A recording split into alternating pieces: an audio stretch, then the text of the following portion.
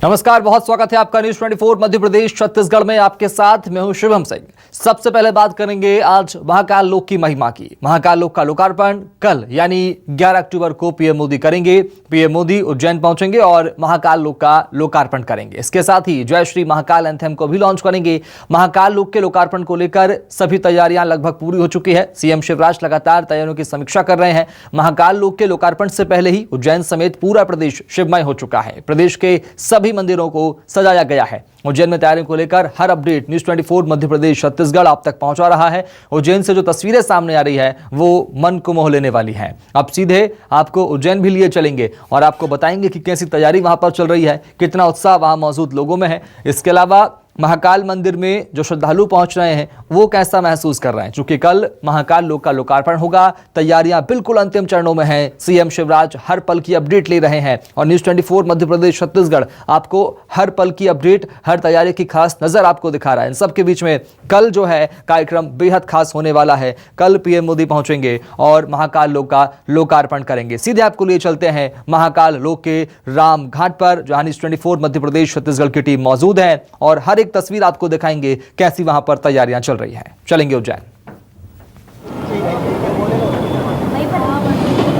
उज्जैन के रामघाट पर मौजूद इस सेट से मैं आप सभी का स्वागत करता हूं और ये बताना चाहता हूं कि उज्जैन इस वक्त में भक्ति भाव से भरा हुआ है। यहाँ पर बारिश हो रही है भक्ति की, जय महाकाल के जयकारे लगाए जा रहे हैं। संत महात्मा यहाँ पर जो भी आ रहे हैं उनका सानिध्य में महाकाल की नगरी में लोग भक्तिभाव से ओतप्रोत हो रहे हैं।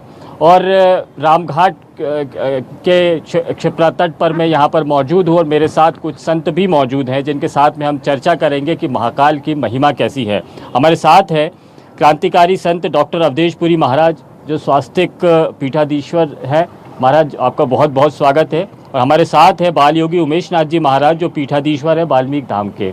तो महाराज, आप दोनों का स्वागत है और ये बहुत हमारे लिए सौभाग्य की बात है कि हम संतों के बीच में क्षिप्रा के तट पर बैठकर और आज के दिन हम ये चर्चा कर रहे हैं कि महाकाल की महिमा क्या है। महाकाल के वैभव का विस्तार हो रहा है, महाकाल लोक यहाँ पर आ रहा है। आप कैसा देखते हैं? उज्जैन पहले कैसा था, महाकाल लोक के आने के बाद में उसमें कैसा वैभव लौट आया है? पहले बाल योगी जी महाराज आप जी। महाकाल की इस पवित्र नगरी में मैं लगभग पिछले 35 वर्षों से निवास कर रहा हूँ। श्री क्षेत्र वाल्मीकि धाम पर शिप्रा जी के तट पर ही है और भगवान महाकाल की महिमा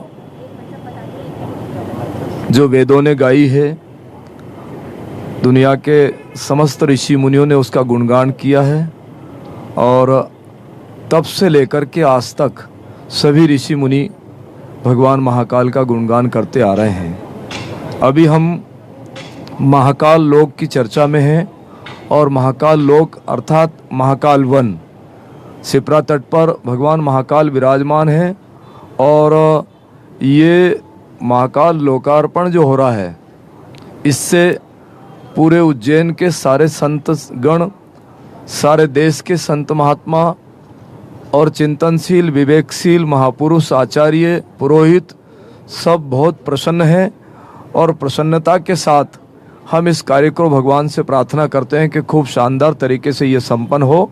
साथ ही महाकाल वन का जो लोकार्पण हो रहा है, ये मात्र केवल मध्य प्रदेश के लिए नहीं है, महाकाल लोक का, और ये मध्य प्रदेश ही नहीं संपूर्ण विश्व में जाएगा कि महाकाल लोक का लोकार्पण हो रहा है। भगवान महाकाल का आंगन खूब अच्छे से सज रहा है और वह वहाँ पर विभिन्न प्रकार के महापुरुषों की प्रतिमाएं जो निरंतर लोगों को आकर्षित करती रहेगी। इसके लिए मैं शासन प्रशासन और जो इस कार्य में लगे हैं उन सबको साधुवाद देता हूँ, शुभकामना देता हूँ और उनको आशीर्वाद देता हूँ कि ये इस कार्य जो आगे की ओर जाने लगा है, इसमें हम सब लोग मिलकर के उसमें भागीदार होंगे। ना ये मौका है शिवरात्रि का, ना कोई सिंहस्थ है, फिर भी यहाँ पर साधु संतों की आमद है, भक्तों का आने का सिलसिला। ऐसा लग रहा है कि नया त्यौहार मिला है उज्जैन को। वो इसलिए है कि महाकाल भगवान के प्रति करोड़ों करोड़ों भक्तों की श्रद्धा है, और जब महाकाल का नाम आता है किसी जगह पर तो भक्त जो है स्वयं ही अपने आप श्रद्धा भाव और भक्ति में ओतप्रोत हो जाता है।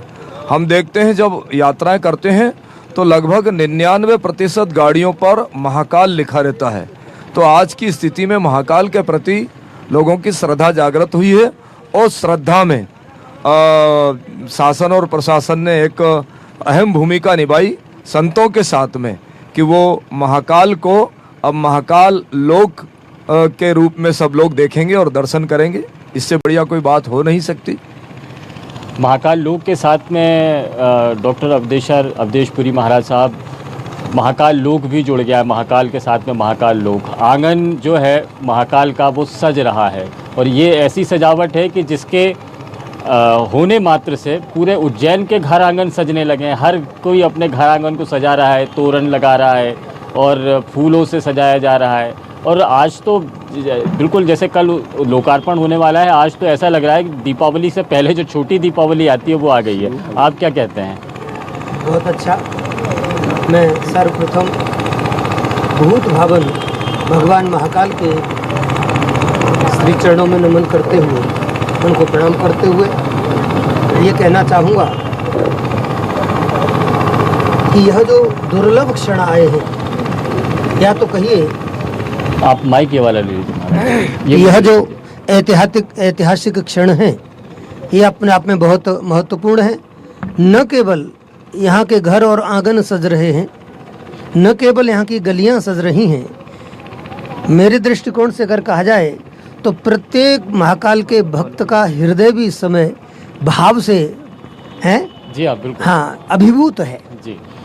उसका मन भी सज रहा है, उसके हृदय में इतना उल्लास है, इतना प्रमोद है, इतनी उमंग है, इतना आनंद है कि बस उसको ये लग रहा है कि करीब क्या मैं कहता हूँ कि उज्जैन के इतिहास में ये दृश्य जो नज़र आ रहा है उसकी आंखों के सामने, ये परिदृश्य ये प्रथम बार आ रहा है। मैं आपको कहना चाहूँगा, मैं उसको थोड़े उज्जैन की जो ऐतिहासिक पृष्ठभूमि है जी, मैं आपके श्रोताओं को उसमें ले जाना चाहूँगा। तो मैं बताऊँगा कि राजा वीर विक्रमादित्य, जिनको छत्रपति सम्राट कहा जाता था, पूरी धरती पर जिनका शासन चलता था, उनसे पहले हुए थे राजा प्रद्योत। तो राजा प्रद्योत के काल में जो इसका प्रतिकल्पा का जो वैभव था, उज्जैन का एक नाम है प्रतिकल्पा और एक नाम है उज्जैन का उज्जैनी अवंतिका, हेलो, और एक नाम है कनक श्रृंगा। तो कनक श्रृंगा की जब हम बात करते हैं तो इसको सोने की नगरी कहा जाता था, स्वर्ण नगरी उज्जैन स्वर्ण नगरी थी। राजा प्रद्योत के समय महाकाल भगवान का जो मंदिर है उसमें 121 खंबे थे, और महाकाल भगवान का जो शिखर था प्रद्योत काल के समय वह 121 फीट ऊंचा था। मैं वीर विक्रमादित्य से पूर्व के इतिहास की बात कर रहा हूँ। तो उस समय का वर्णन आता है कि जो भगवान महाकाल के जो खंभों के बीच में, या वो जो उनका जो कक्ष था, हॉल था, उसमें जो झूमर लगे हुए थे हैं, वो मणियाँ उनमें लटकी हुई थी, मणियाँ खंभों में मणियाँ जड़ी हुई थी। तो वो जो वैभव था भगवान महाकाल के मंदिर का, वो हमने केवल इतिहास के पृष्ठों पर पढ़ा, हमने देखा नहीं। इसके बाद हम फिर आगे बढ़े तो महाकाल मंदिर के साथ में इतिहास ने तरह तरह के मजाक भी किए, उसमें कुछ क्रूर मजाक भी थे। जैसे कि 724 में 724 की ये घटना है। मोहम्मद जुनैद भी कहते हैं, मोहम्मद जुनैद ने 724 में आक्रमण किया और महाकाल मंदिर को ध्वस्त किया। इसके बाद मोहम्मद गजनी आता है, 1025 की घटना है। तो 1025 में फिर मोहम्मद गजनी ने महाकाल मंदिर को ध्वस्त करने का दुस्साहस किया, और उसके बाद में करीब 1235 की घटना है। इल्तुतमिश ने मंदिर को बिल्कुल तहस नहस कर दिया। आप सोचिए कई सैकड़ों वर्ष का 724 से लेके 1235 के बीच में मंदिर को 3 बार ध्वस्त कर दिया गया है। लेकिन मुझे वो शब्द याद आते हैं कि कुछ बात है कि हस्ती मिटती नहीं हमारी, सदियों रहा है दुश्मन दौरे जहां हमारा। तो मुझे जहां तक लगता है कि दौरे जमा हमारा वो एक लंबा समय हमारा दुश्मन रहा, लेकिन फिर भी हमें घोर आश्चर्य होता है कि परमार काल आता है, मंदिर का जीर्णोद्धार होता है। अभी हम वर्तमान में महाकाल मंदिर का जो शिखर देख रहे हैं, यह शिखर ये 1740 के आसपास का शिखर है। आपको मालूम होगा महाराज सिंधे ने, उनके एक सचिव थे, उनको यहाँ भेजा। रामचंद्र शेणवी उनका नाम था, सेनापति थे उनके। और उन्होंने महाकाल का यह मंदिर जो भी आप देखते हो, ये जो शिखर देखते हो, इसको बनवाया। तो ये घटना जो है करीब 280 वर्ष पूर्व की घटना है। तो मैं आपको बताना चाहूंगा कि 280 वर्ष का इतिहास तो ये आंखों के सामने विद्यमान है। अभी यहाँ से पहले कुछ पुरातात्विक खुदाइयाँ हुई हैं। महाकाल मंदिर का जब विकास हो रहा था, उसमें कुछ मूर्तियाँ निकली थी। तो मैंने कहा था कि अरे केवल कुछ मूर्तियाँ नहीं, इसके नीचे कुछ हमारे प्राचीन मंदिर हैं। तो मैंने पहले से कहा कि प्राचीन मंदिरों की श्रृंखला है। और जब पुरातत्व विभाग को फिर मैंने पत्र लिखे और उसकी खुदाई पुरातत्व के द्वारा कराई गई, तो आपको घोर आश्चर्य होगा कि शायद भारत के किसी कोने में ये इतनी मूर्तियां निकली होंगी अथवा पुरा संपदा निकली होगी जो कि महाकाल में निकली है। यहाँ मैं एक बहुत अच्छी बात ये कहना चाहूँगा कि हमने ये जो मूर्तियाँ बनाई हैं, इसे इसकी इतनी सुंदरता बढ़ी है, इसके लिए बहुत बहुत साधुवाद, धन्यवाद। लेकिन जो वास्तव में जो हमारी ऐतिहासिक मूर्तियाँ निकली हैं, हजारों वर्ष पुरानी, 1200 वर्ष पुरानी परमारकालीन मूर्तियाँ निकली हैं, मंदिर निकले हैं नीचे, अभी उनको और खोजा जाए, और भी मंदिर हैं, और वहाँ पौराणिक मंदिर बनाए जाएं। पौराणिक मंदिर का अर्थ होता है कि आज से 1000 वर्ष पहले जो मंदिर था, ठीक उसी तरह का मंदिर उन पुरावशेषों के द्वारा बना देना, जिससे हमारी जो संस्कृति की प्राचीनता है वह बनी रहे और हमारी आगे आने वाली पीढ़ियां हमारी प्राचीनता से परिचित हो सकें, जान सकें उसको। तो ये भी मेरा प्रयास है। मैंने पुरातत्व विभाग को लिख रखा है इसके विषय में। मैंने बार बार वहाँ दौरे किए हैं और मुझे जहाँ तक लगता है कि पूरे देश में एक बहुत सुंदर ये संदेश गया कि महाकाल में यह अपार पुरा संपदा निकली है, जिससे कि उज्जैनी का, इस अवंतिका का गौरव बढ़ा है। लोगों को पता चलता है कि वास्तव में यह महाकाल की नगरी कितनी प्राचीन है। इसका एक नाम है प्रतिकल्पा। प्रतिकल्पा, कल्प कल्प प्रभु अवतरही, चारु चरित नाना विध करही। मैं ऐतिहासिक घटना बताऊंगा कि सृष्टि का जब सृजन होता है प्रत्येक कल्प में, तो वो सृजन उज्जैन से होता है। ये बात बहुत लोगों को नहीं मालूम होगी, आपके चैनल के द्वारा मालूम चलेगी तो लोग बड़े प्रसन्न होंगे कि सृष्टि का सृजन उज्जैन से होता है। भगवान महाकाल इसीलिए तो यहाँ है, यहाँ से कर्क रेखा जाती है। 12 सूर्य हैं और 12 सूर्यों की जो ज्योति है वो अलग अलग 12 ज्योतिर्लिंगों पर पड़ती है। तो हमारे 12 ज्योतिर्लिंग 12 आदित्य का प्रतिनिधित्व करते हैं, 12 सूर्यों का प्रतिनिधित्व करते हैं, इसीलिए तो वो ज्योतिर्लिंग है। तो मैं आपको बताना चाहूंगा कि भगवान महाकाल काल के देवता हैं, तो वो इसलिए और अधिक प्रभावशाली हैं चूंकि यहाँ ऊपर से होकर के कर्क रेखा निकलती है। तो उनकी जो कर्क रेखा निकलने के कारण भगवान सूर्य बिल्कुल ऊपर आते हैं। एक समय ऐसा आता है कि वेधशाला में हम देखते हैं कि हमारी परछाई गायब हो जाती है। 21 जून का वो वक्त है। हाँ। हर साल 21 जून को दोपहर के 12 परछाई गायब हो जाती है, करीब 10 मिनट। ठीक है कि नहीं? तो वो जो चीज है वो वैज्ञानिक है, साइंटिफिक है, लेकिन उसका बड़ा भारी महत्व ये है कि सूर्य की पूरी ऊर्जा भगवान महाकाल का ये जो ज्योतिर्लिंग है यहाँ पड़ती थी वो। और महाकाल मंदिर में होकर के सूर्य भगवान निकलते हैं तो एक ऐसा स्थान है, वो अभी भी है, कि वहां से एक किरण महाकाल पर सीधे आती थी। ये कांच वहां पहले लगा हुआ था। तो कहने का तात्पर्य ये है कि महाकाल का जो सीधा संबंध है वो ऊर्जा से है, ज्योति से है, उस चेतना से है जिस चेतना को पाकर के भगवान महाकाल के भक्त अभिभूत होते हैं, आनंदित होते हैं, मगन होते हैं, निमग्न होते हैं, सुख का अनुभव करते हैं। तो मैं कहना चाहूँगा कि इस सुख का अनुभव करने में, भगवान महाकाल का वैभव बढ़ाने में, उस ऊर्जा को, उस वैभव को, उनका जो ओरा है उसको बढ़ाने में ये जो महाकाल लोक है ये 4 चांद लगाने का काम करेगा।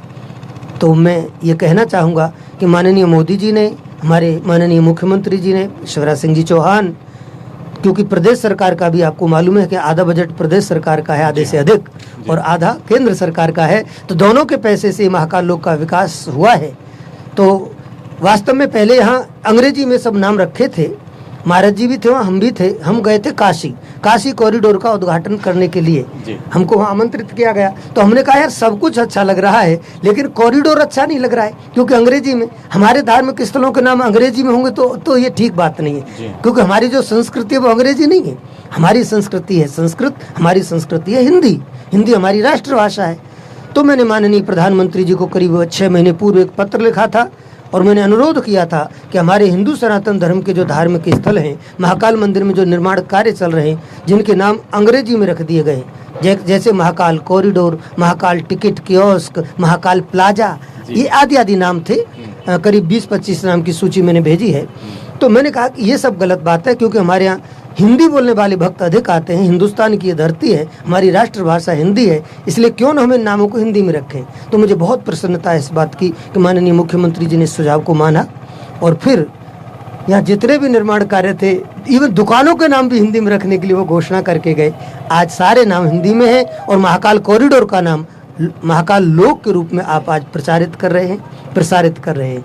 तो इसकी जड़ में मेरा वो एक गिलहरी जैसा प्रयास था, मेरे अंदर ये सद्विचार आया, भगवान महाकाल की कृपा से संकल्प उठा, तन में मन शिव संकल्प मस्तु, वह शुभ संकल्प उठा और उसके आधार पर हमने वो पत्र लिखा और उसका प्रतिरूप या उसका प्रतिफल ये है कि आज कम से कम हम महाकाल कॉरिडोर को महाकाल लोक कर रहे हैं। ये एक रहस्य की बात और है, उज्जैन में तो न जाने कितने रहस्य है, लेकिन आज ये रहस्य दर्शकों के सामने खुल गया कि ये महाकाल कॉरिडोर महाकाल लोक कैसे हुआ। कैसे सूत्रधार आप थे, आपने पत्र लिखा, पहल की, उसके बाद मीडिया ने खूब दिखाया, सबने दिखाया, आपके चैनल पर भी खबरें चली। तो जितने सारी चीजें हैं, जितनी चीजें बताई गई हैं, आपने इतने सारे रहस्य यहाँ पर खोले हैं।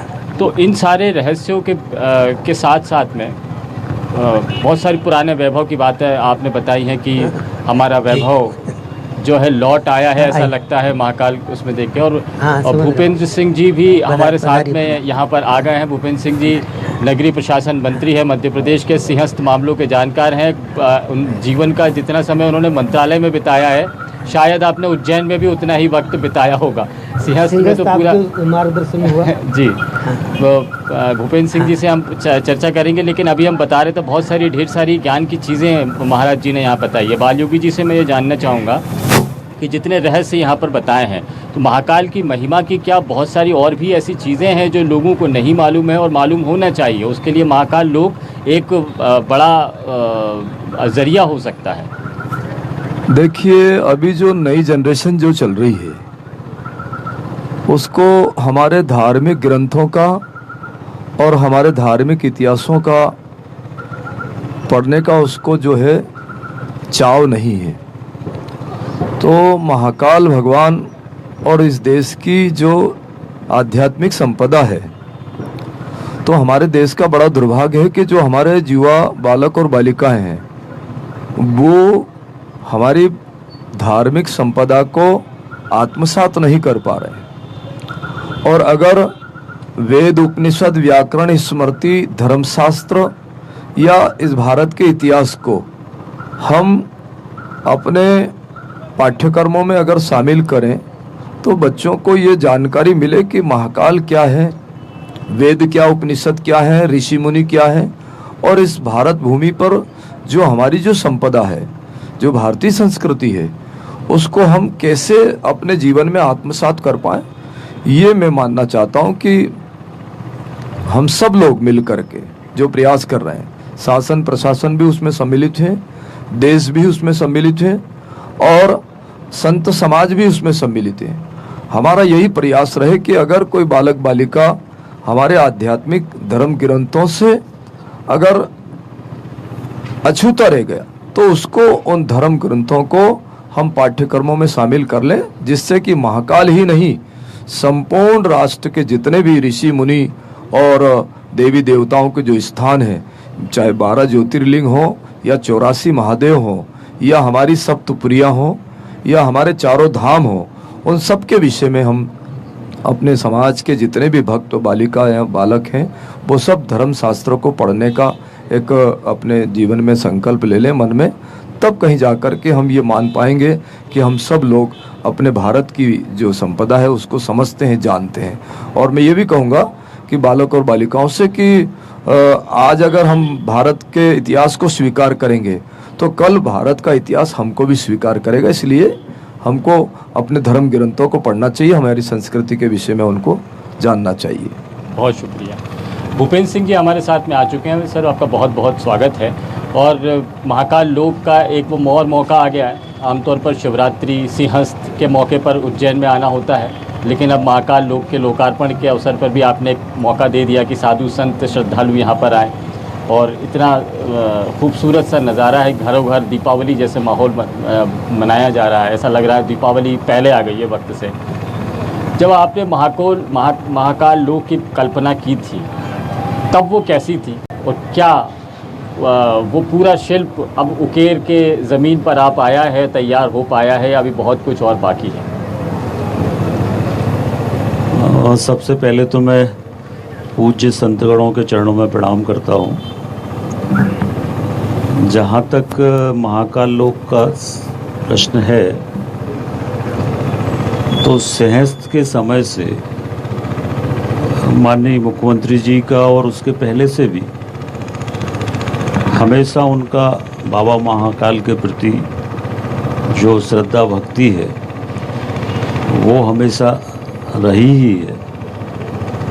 और सिंहस्थ के समय लगभग वो 2 महीने लगभग हर दिन आते थे, और उस समय वो सब दिमाग में उनके कल्पनाएं और वो सब चीज़ें रहती थी। और ये उन्हीं का संकल्प था कि हमें इस स्थान को ऐसा बनाना है कि लोग बाबा महाकाल के दर्शन करें, आशीर्वाद प्राप्त करें, पूजन करें। पर उसके साथ साथ उज्जैन जो है हमारे देश की सबसे प्राचीन धार्मिक नगरी है, सबसे प्राचीन इतिहास है राजा विक्रमादित्य से लेकर अभी तक का। तो उज्जैन का उस तरह से पूरा इतिहास सामने आए, और बाबा महाकाल के बारे में भी जब लोग यहाँ पर आए तो उनकी जो विभिन्न लीलाएं हैं वो लीलाएं देखने का भी अवसर मिले। और इसके साथ साथ लोग यहाँ पर आकर रुकें। और जैसे महाकाल लोक बना है, पूरा भगवान की विभिन्न लीलाएं हैं। जो हमारा रुद्र सागर है उसको पूरा नया निर्माण किया गया है। हमारे यहाँ जो माँ क्षिप्रा है, हमारे सभी संतगण जानते हैं कि पहले इसमें खान नदी का गंदा पानी आता था, तो इसके लिए माननीय मुख्यमंत्री जी ने 100 करोड़ रुपए स्वीकृत किए और खान नदी का डाइवर्शन हम लोगों ने किया। रेलवे लाइन के नीचे से पानी निकाल के ले गए, और अब क्षिप्रा पूरी तरह से शुद्ध है। और दूसरा, क्षिप्रा में गर्मियों के समय में पानी की कमी होती थी, तो नर्मदा जल लगभग 400 किलोमीटर दूर से लाकर और नर्मदा जल क्षिप्रा जी में छोड़ने का काम किया। तो अब क्षिप्रा जी में 12 महीने ऐसे ही जल प्रभावित होता है। और ये पूरा विजन माननीय मुख्यमंत्री जी का था। और 2017-16 में इसका निर्णय हो गया था, 18 में हो गया था। और माननीय प्रधानमंत्री जी ने जो हमारे देश के 100 शहरों को स्मार्ट सिटी बनाने का निर्णय लिया था, उसमें माननीय मुख्यमंत्री जी के आग्रह पर उज्जैन भी उसमें सम्मिलित किया गया था। तो स्मार्ट सिटी मिशन के माध्यम से पूरे बाबा महाकाल परिसर का पूरा एक नवनिर्माण और क्षेत्रफल बढ़ाना, नवनिर्माण करना, ये सारा काम इस अवधि में हुआ है। और अभी प्रथम चरण का काम महाकाल लोक के रूप में पूर्ण हुआ है, और द्वितीय चरण में भी बाकी सारी चीज़ें जो शेष है वो सारी चीज़ें भी द्वितीय चरण में पूरी होंगी। तो जब सारे द्वितीय चरण भी पूर्ण हो जाएगा तो मैं ये मान के चलता हूँ कि एक अलौकिक और अद्भुत स्थान ये हमारे देश का वैसे भी है ही, और हम सब जानते हैं कि संस्कृति हमारे प्राण है, हमारे देश के प्राण हमारी संस्कृति है, और संस्कृति को सहेजना संवारना ये सरकार की और समाज की जिम्मेदारी है।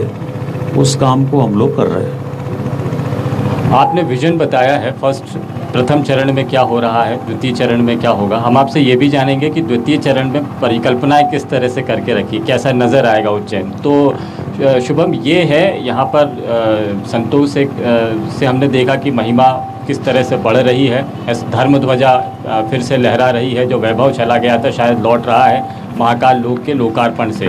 भूपेंद्र सिंह जी ने प्रथम चरण की चीज़ें बताई है, द्वितीय चरण की चीज़ें भी हम उनसे जानेंगे। ये जो चर्चा है हमारी यहाँ पर अभी जारी रहेगी।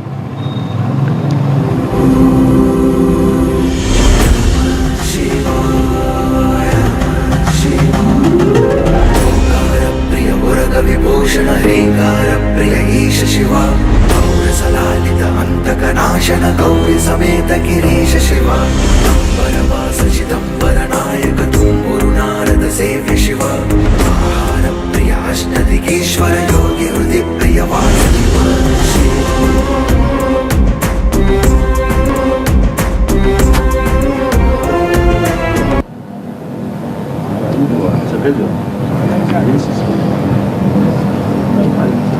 उज्जैन नगर में क्षिप्रा के तट पर इस विशेष बुलेटिन में आपका स्वागत है। और यहाँ पर मंच सजा हुआ है जिसमें संत हैं, सरकार है, श्रद्धालु है, पूरा उज्जैन नगर सजा हुआ है जैसे दीपावली मनाई जा रही हो, क्योंकि मौका है यहाँ पर महाकाल लोक के लोकार्पण का।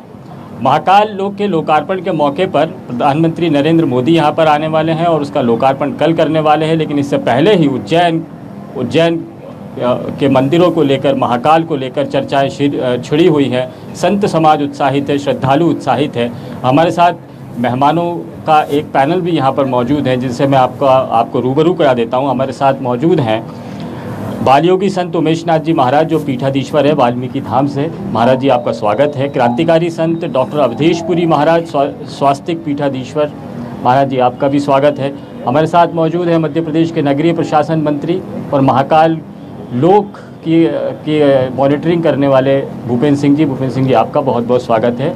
और उज्जैन की मिट्टी में रचे बसे, यहाँ खेले हुए और फिर यहीं से मंत्री बनकर सरकार में प्रतिनिधित्व करने वाले मोहन यादव जी।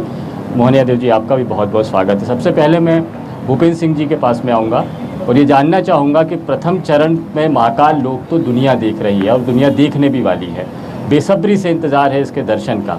लेकिन आपने जिक्र भी छेड़ दिया है कि दूसरा चरण और दिलचस्प होने वाला है। जब महाकाल लोक का पहला चरण खत्म होता है तो विहंगम दृश्य नज़र आता है, दूसरे चरण के बाद क्या होगा?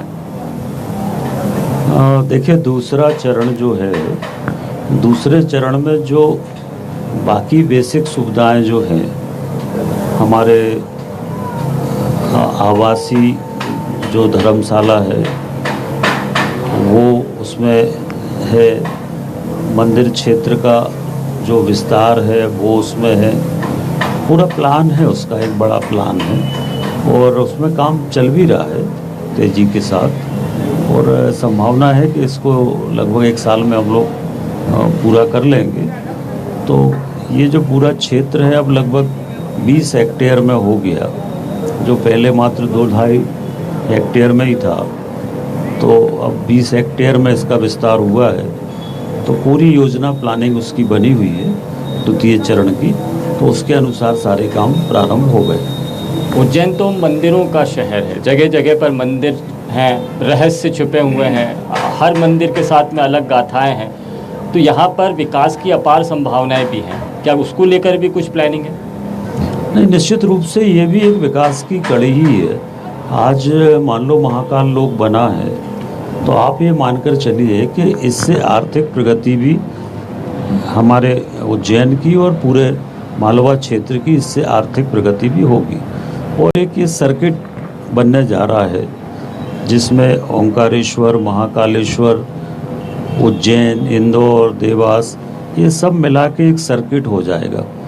तो आध्यात्मिक दृष्टि से भी, धार्मिक दृष्टि से भी, औद्योगिक दृष्टि से भी देवास के पास एक पूरा जो भारत सरकार ने नए शहर बनाने का निर्णय लिया है, तो वो देवास उज्जैन के बीच में पूरा एक नया शहर बन रहा है, पूरा एक औद्योगिक कॉरिडोर अलग बन रहा है जी। और इस तरह से पूरा अभी मुख्यमंत्री जी ने जैसे कहा है कि उज्जैन में जो हमारा एयर स्ट्रिप है उसको हम विस्तार कर रहे हैं, जिससे कि सारे प्लेन यहाँ पर एयरपोर्ट बनाने का निर्णय भी हुआ है, जिससे कि सारे प्लेन यहाँ पर तो सुविधाएं भी बढ़ाने का काम, अनेक ट्रेनें अभी बढ़ी उज्जैन के लिए हमारी सरकार के द्वारा। तो ये पूरा एक टूरिज्म सर्किट भी बनेगा। तो टूरिज्म सर्किट से आर्थिक प्रगति होगी, संपन्नता आएगी, रोजगार के अवसर मिलेंगे और ये पूरा एक इसके पीछे सरकार का ये भी उद्देश्य। एक और बात बता दीजिए कि प्रधानमंत्री नरेंद्र मोदी कल आने वाले हैं। उज्जैन के लोग, मध्य प्रदेश के बाशिंदे बेसब्री से इंतज़ार कर रहे हैं उनके आने का, ताकि महाकाल लोक का लोकार्पण हो सके और वो सबके लिए खुल सके, देख सकें उस वहाँ जाकर लोग। तो इस कार्यक्रम की क्या तैयारियाँ हैं? कौन कौन से संत महात्मा यहाँ पर आ रहे हैं? कार्यक्रम किस तरह का रहने वाला है, थोड़ा सा बता दें। देखिए, इसमें जो तैयारियां हैं उज्जैन में तो चूँकि कार्यक्रम है ही और बाबा के चरणों में कार्यक्रम है, पर ये पूरे प्रदेश में इसकी बहुत व्यापक स्तर पर माननीय मुख्यमंत्री जी ने तैयारियां की हैं। प्रदेश में 25,000 मंदिरों पर सजावट की गई है, वहाँ पर भजन कीर्तन हवन होगा। पूरे प्रदेश में घर घर दीप प्रज्वलित होंगे एक साथ और सीधा प्रसारण एलईडी के माध्यम से 25,000 स्थानों पर मध्य प्रदेश में होगा। और 11 तारीख को पूरे प्रदेश में शिव दीपावली के रूप में मनाने का निर्णय भी इस अवसर पर हुआ है। और आप उज्जैन में देखेंगे तो उज्जैन में घर घर जाकर लोग निमंत्रण दे रहे हैं, पीले चावल दे रहे हैं, साथ में घर घर पर भगवा ध्वज लगाने का काम हो रहा है, घर घर के सामने रंगोली बनाई जा रही है, घर घर में दीप जलाने का लोग काम कर रहे हैं, आतिशबाजी जगह जगह होगी। तो पूरी शिव दीपावली इस बार 11 तारीख को दीपावली के पहले शिव दीपावली के रूप में पूरे प्रदेश में ये आयोजन हो रहा है। तो मैं समझता हूँ कि मध्य प्रदेश के इतिहास का ये सबसे बड़ा आयोजन है, जिसमें एक साथ 8 करोड़ जनता सीधे जुड़ रही है। महाकाल लोक भी देखेंगे, बाबा विश्वनाथ को भी देखेंगे और प्रधानमंत्री जी को सुनने का अवसर भी पूरे देश को, पूरे देश में सीधा प्रसारण है। हमारी पार्टी ने भी ये निर्णय लिया, माननीय राष्ट्रीय अध्यक्ष जी ने भी, कि पूरे देश में भारतीय जनता पार्टी इसको घर घर तक पहुंचाने का काम भी करेगी। तो पूरा देश के जो 130 करोड़ लोग हैं वो इस कार्यक्रम से जुड़ेंगे।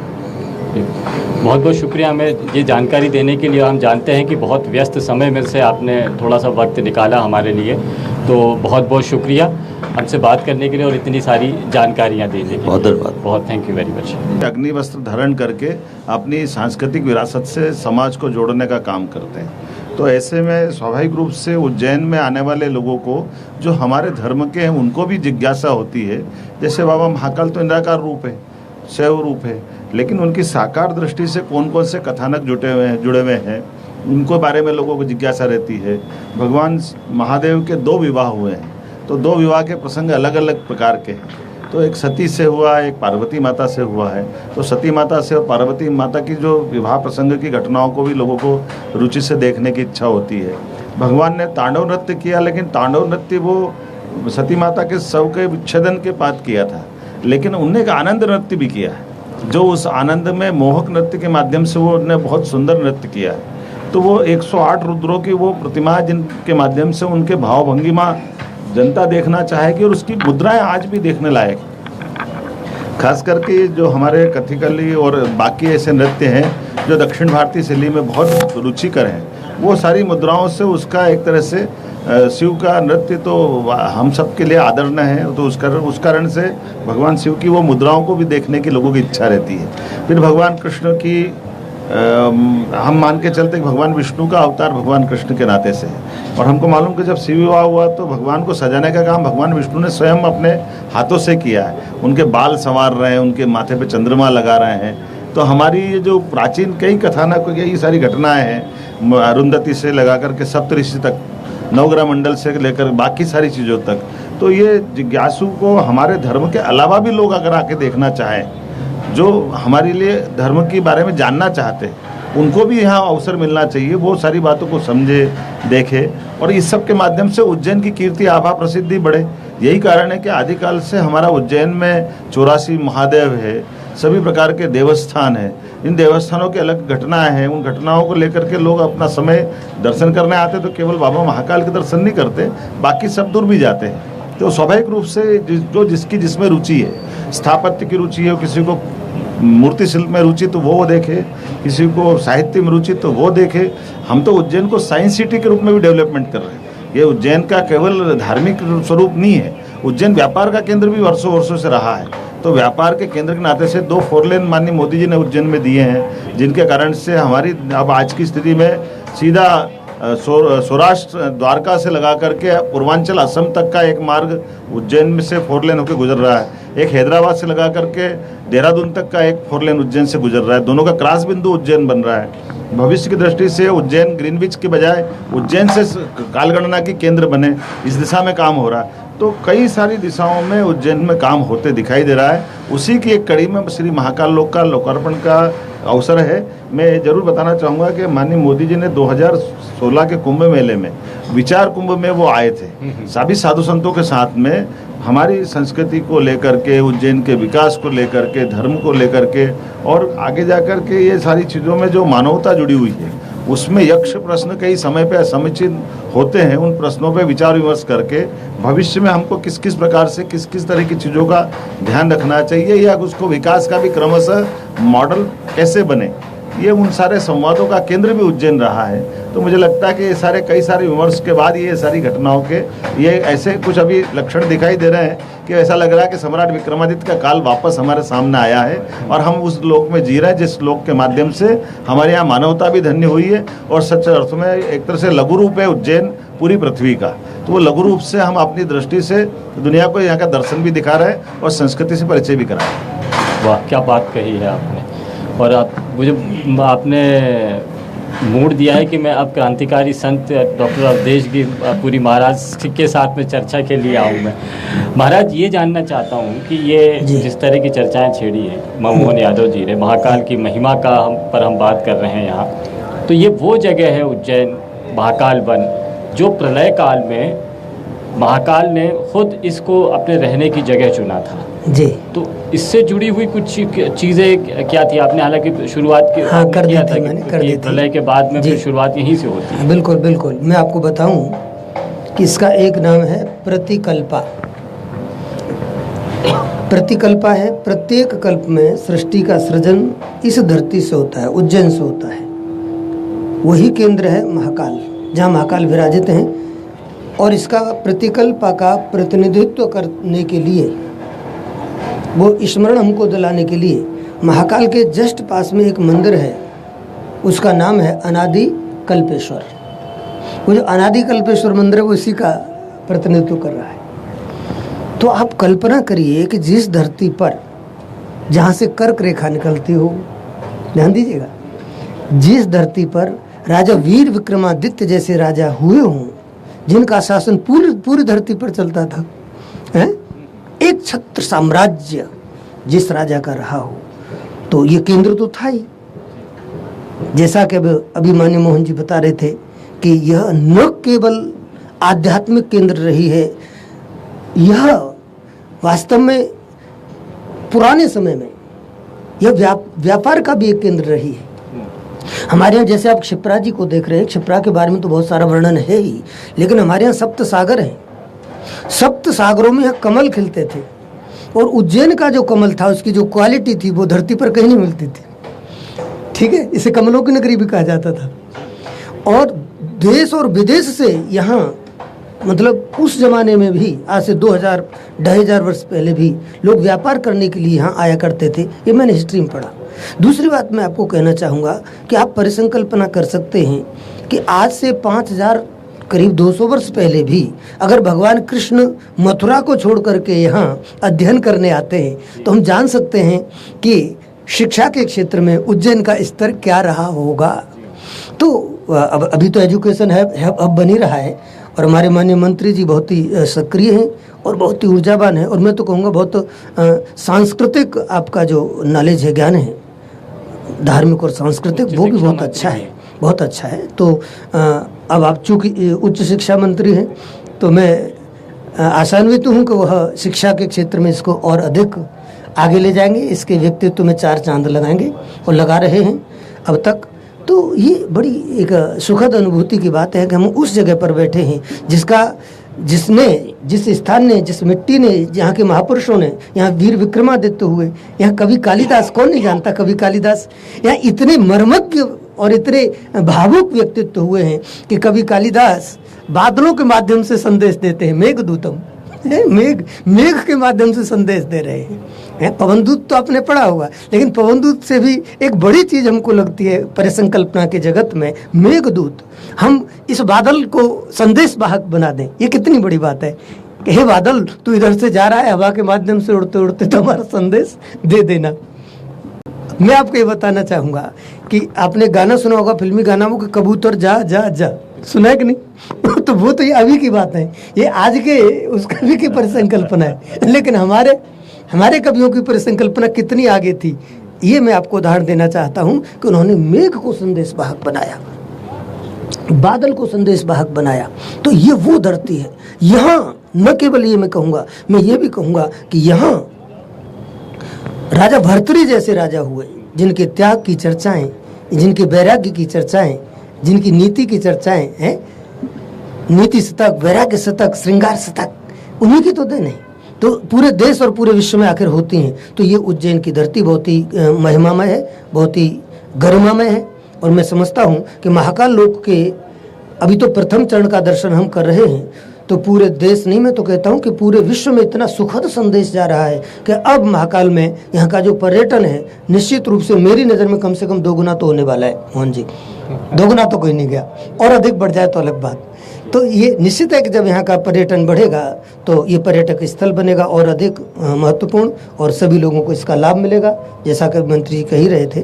तो निश्चित रूप से जब अधिक लोग यहाँ आएंगे तो सबका उसमें लाभ है, अच्छी बात है। मैं बाल योगी उमेशनाथ महाराज जी के पास में आता हूँ और आपसे ये जानना चाहूँगा कि सरकार भी यहाँ बैठी है, संत समाज भी यहाँ पर बैठा हुआ है, सरकार अपना काम कर रही है, आप सरकार को कितने नंबर देते हैं? और ये बता दीजिए, क्या इसमें संत समाज भी अपना कोई योगदान दे सकता है? यहाँ पर तो आश्रमों की श्रृंखला है। भारतीय सनातन परंपरा में